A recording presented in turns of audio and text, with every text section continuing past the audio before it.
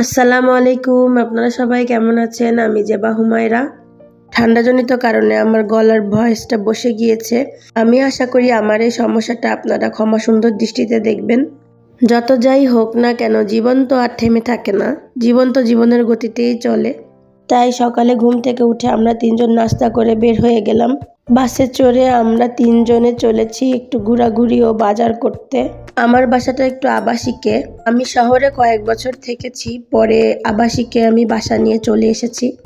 প্রথম একটু খারাপ লেগেছে। এখন আবাসিকে থাকতে থাকতে এত ভালো লাগে। চারপাশের পরিবেশ, পাখির ডাক, ফসলের ক্ষেত, চারিদিকে খুবই নিরিবিলি, বড় বড় ফ্যাক্টরি, সবকিছু মিলিয়ে ছবির মতন সুন্দর পরিবেশ। আপনারা সামনে দেখতে পাবেন একটি সুপার মার্কেটটির নাম ফামিলা। এই যে সেই মার্কেট। আমরা এই মার্কেটে যাব না, আমরা আরো সামনে কোপ মার্কেটে যাব। অনেক ঠান্ডার মধ্যেও আজকে রৌদ্রোজ্জ্বল আবহাওয়া, চারিদিকের সীমাহীন পরিবেশের সৌন্দর্য দেখতে দেখতে আমরা চলে আসলাম সুপার মার্কেটে। বাস থেকে নেমে আমরা এখন চলে যাচ্ছি মার্কেটের ভেতরে। ট্রলি নিয়ে নিয়েছি। আমার মেয়ে বলছে আমাকে দাও ট্রলি। সে ট্রলি ঠেলতে অনেক পছন্দ করে। এখন আমরা নিয়ে নিব বাগেত্তি।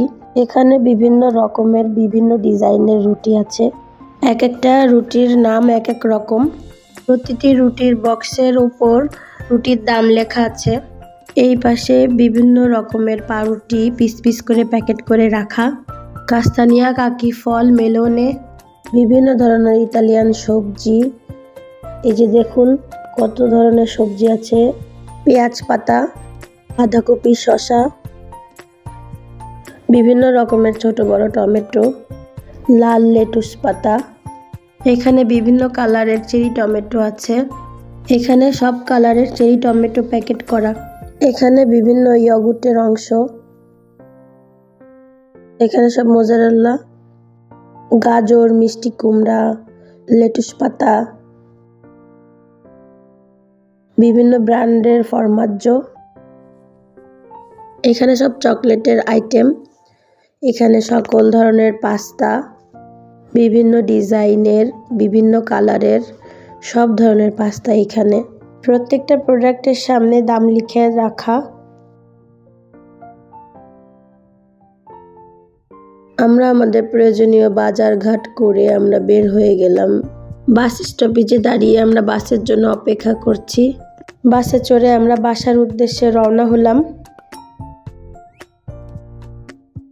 ইতালিতে কিছু কিছু বাড়িতে কলা গাছ লাগিয়ে থাকে শুধুমাত্র সৌন্দর্যের জন্য, কিন্তু কোনো ফল হয় না। এটা প্লেগ্রাউন্ড, এখানে সবাই খেলাধুলা প্র্যাকটিস করে।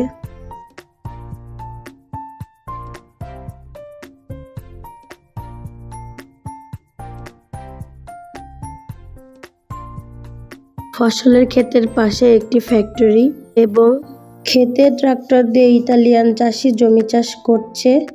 দেখুন পাশে এক ঝাঁক বক পাখি ফসলের ক্ষেতে বসে আছে। বাসায় এসে সরাসরি রান্নাঘরে চলে গেলাম। আজকে রান্না করব ইলিশ মাছ দিয়ে চাল কুমড়া এবং করলা আলু দিয়ে ভাজি। প্রথমে ইলিশ মাছের মাথা, লেজা এবং মাছ ভেজে নিব। মাছ ভাজা হয়ে গেলে কড়াইতে সরিষার তেল দিয়ে পেঁয়াজ দিব। পেঁয়াজ একটু নেড়ে চেড়ে হলুদ গুঁড়ো, স্বাদমতো লবণ, জিরা গুঁড়ো, সামান্য রসুন বাটা দিয়ে কষিয়ে চাল কুমড়া দিয়ে কষিয়ে নিব। চাল কুমড়া ভালো করে কষিয়ে এখন দিয়ে দেব ঝোলের পানি। পানিতে বলক উঠে গেলে 2টা কাঁচামরিচ এবং মাছ দিয়ে ঢাকনা দিয়ে ঢেকে দিব। ইলিশ মাছের তরকারিতে একটু ঝোল থাকলে বেশি ভালো লাগে। তরকারি একটু ঝোল ঝোল রেখে নামিয়ে নিব। তাড়াহুড়া করে দুপুরের খাবারটি সেরে নিলাম। ভিডিও রেকর্ড অন রাখতে ভুলে গিয়েছি, এজন্য করলা ভাজিটা ভিডিও করা হয়নি। আজকে রাতে ফোড়নে করা তান্দুরি চিকেন, আলু এবং বাগেত্তি খাবো। বাইরে থেকে এসে মুরগির মাংস এবং আলু ভালো করে পরিষ্কার করে ধুয়ে পানি ঝরা দিয়ে রেখেছিলাম। দুপুরের খাওয়া শেষ করে মুরগির মাংস ও আলুতে লবণ এবং গোলমরিচ মাখিয়ে নিব, যেন মাংসের ভেতরে লবণটা ভালোভাবে ঢুকে যায়। অন্য একটি বুলে তান্দুরির জন্য মশলা মাখিয়ে নিব। বুলে প্রথমে পেঁয়াজ বাটা, আদা বাটা, রসুন বাটা, জিরা গুঁড়ি, স্বাদমতো লবণ, টমেটো কেচাপ, টক দই, সয়া সস, গরম মশলার গুঁড়ি এবং সবশেষে তান্দুরি মশলা দিয়ে মাখিয়ে নিব। আমার হাজবেন্ড এবং আমার বাচ্চা ঝাল খায় না। আমি এখানে ঝালের গুঁড়ি ব্যবহার করিনি, কারণ এই তান্দুরি মশলাতে অলরেডি ঝাল আছে।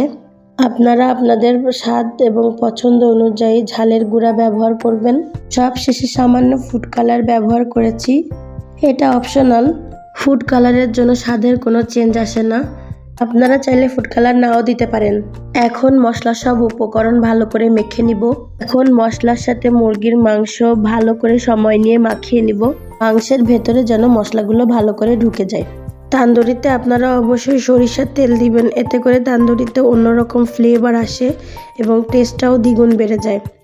মশলার সাথে মাংস মেখে নিয়ে পিলিকোলা দিয়ে বুলের মুখ আটকিয়ে ফ্রিজে 2 থেকে 3 ঘন্টার জন্য রেখে দিয়েছি। এখন ফোড়নের ট্রেতে চিকেন, আলু এবং মশলা দিয়ে দিব।